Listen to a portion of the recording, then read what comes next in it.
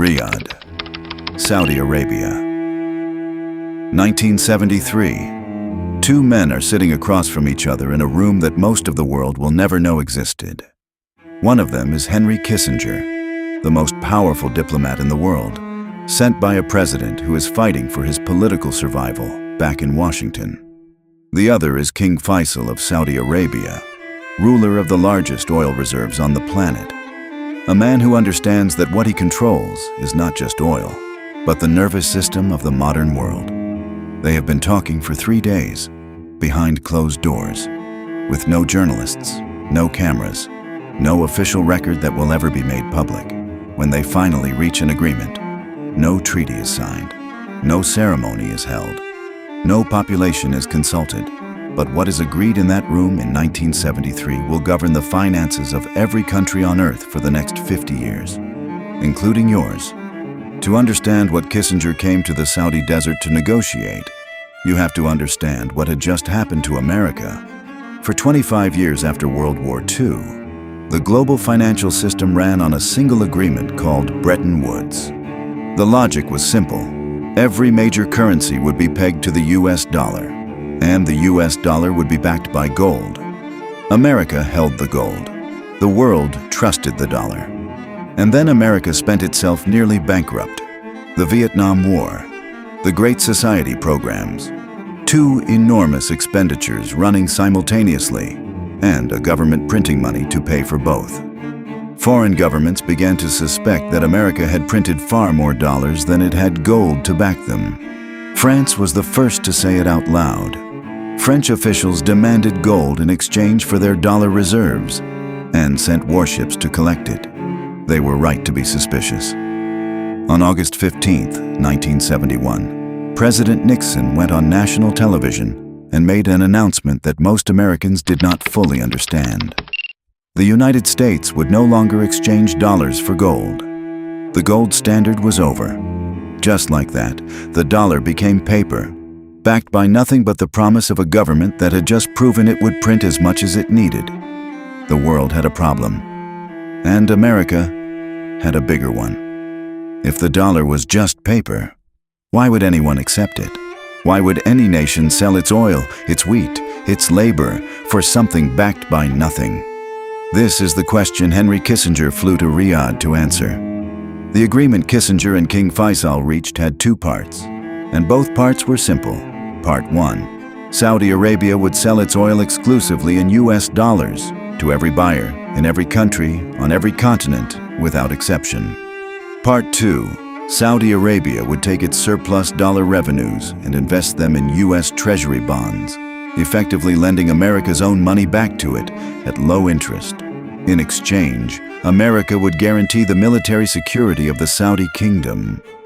American weapons, American soldiers, American protection, permanent and unconditional. The deal was elegant, almost beautiful in its logic, and catastrophically consequential. Because Saudi Arabia was not just any oil producer, it was the world's largest, and OPEC, the Organization of Petroleum Exporting Countries, followed its lead. Within 2 years, the entire OPEC bloc was pricing oil in dollars, and with that, the petrodollar system was born. Here is what the petrodollar system actually does, and why it gave America a power no empire in history had ever possessed. Every country on Earth needs oil, to heat homes, to run factories, to move food from farms to cities. Without oil, modern civilization stops. Saudi Arabia and OPEC will only sell oil in dollars. No dollars, no oil. Which means every country on Earth, Japan, Germany, India, Brazil, China, must first acquire dollars before they can buy the energy that keeps their economies running. To acquire dollars, they must sell goods and services to the United States, or to someone else who has dollars. The result? The entire world is permanently in the business of earning American currency. This is what economists call exorbitant privilege, the ability to pay your debts in a currency that only you can create. America can run trade deficits that would bankrupt any other nation because the world needs its currency regardless. America can borrow at lower interest rates than any other government because the world's central banks hold dollars as their reserve asset, and America can fund its military, the most expensive in human history, by borrowing money that the rest of the world is essentially obligated to lend. Every central bank in the world, from Beijing to Brasilia, has been financing American power without ever voting to do so. Now look at every major American military intervention in the Middle East since 1973. Iraq, 1991. Saddam Hussein invaded Kuwait, one of the largest oil producers in the region. America assembled the largest military coalition since World War II. 42 countries, 700,000 troops. The operation lasted 43 days. The official reason, the liberation of a sovereign nation and the defense of international law. The financial reason, Saddam was threatening to control 20% of global oil supply and had spoken about pricing it outside the dollar system. Iraq, 2003. By this point, Saddam Hussein had made a decision that alarmed Washington more than any weapons program. He announced that Iraq would sell its oil in euros, not a military threat, not a regional alliance, a currency decision. The invasion came 6 months later. The weapons of mass destruction were never found. The Iraqi oil ministry was the first government building secured by American forces on the day Baghdad fell. Libya, 2011.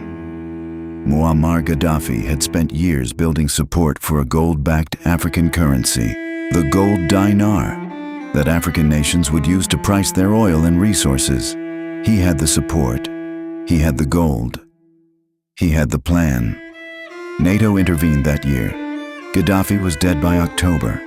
The gold dinar was never mentioned again. These are facts, documented, sourced, verifiable facts. Draw your own conclusions. For 50 years, the petrodollar system held. And for 50 years, most of the world accepted it. Not because they were given a choice, but because the alternative was no oil. Then, in March of 2023, Saudi Arabia did something it had never done in 50 years of the petrodollar agreement. It sold oil to China and accepted Chinese yuan as payment. It was not a large transaction. There was no press conference, no formal announcement, no call to Washington first, just a quiet deal between two countries without asking permission. The reaction in American financial and political circles was immediate and alarmed, because this was not just a trade transaction. This was the first public crack in the foundation of American financial supremacy since 1973. BRICS. Originally, Brazil, Russia, India, China, South Africa. As of 2024, a coalition of over 40 nations representing nearly half the world's population and a third of global GDP.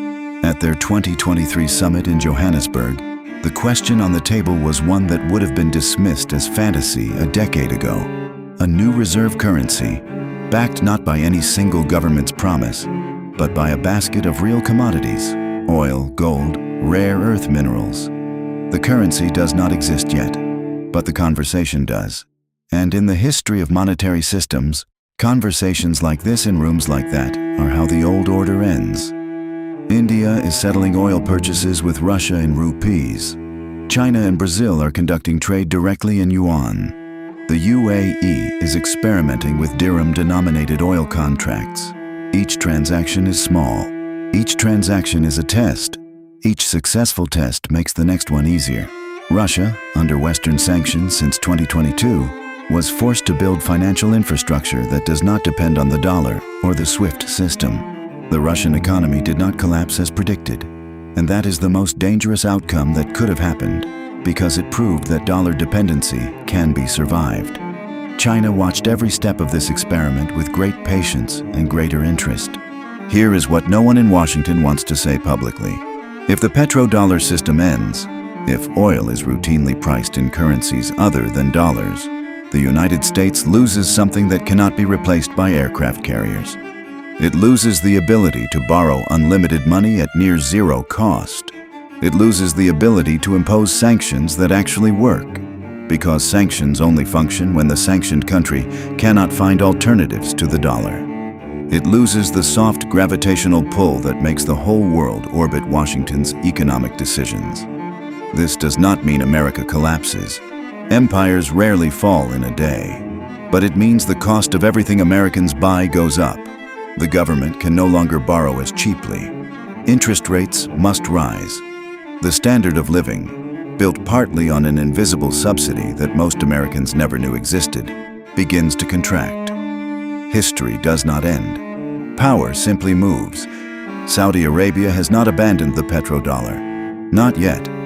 The 2023 UN transaction was a signal, not a declaration, but signals are received. In Washington, in Beijing, in every central bank that holds dollar reserves and wonders, quietly, what they will be worth in 20 years. The system built on two men's handshake in a desert in 1973 is not ending today, but for the first time in 50 years, it is not permanent. And the question that no economist, no general, no president can answer with confidence is this: if the dollar loses its reserve status, what replaces it? And who decides? The yuan? China's economy is vast, but its financial system is not open enough for the world to trust as a reserve. Gold? There is not enough of it to back the volume of global trade that exists today. A new BRICS currency? It does not exist. And building a currency that 40 sovereign nations will trust equally may be the most difficult political task in human history. Nobody has the answer, which means we are living through the most consequential monetary transition in a century without knowing where it ends. In 1973, two men sat in a desert and made a deal that nobody voted for, and it governed the world for 50 years. The deal is fraying now, not through war, not through revolution, but through the patient accumulation of alternatives, transaction by transaction, by nations that were never given a choice about whether to accept it in the first place. Empires are not always defeated. Sometimes they are simply dissolved by those who waited long enough to find another way. The petrodollar is still standing, but the world is asking for the first time in 50 years whether it has to be. If this changed the way you see the world, subscribe now, because the next story we tell might be the one that explains everything else.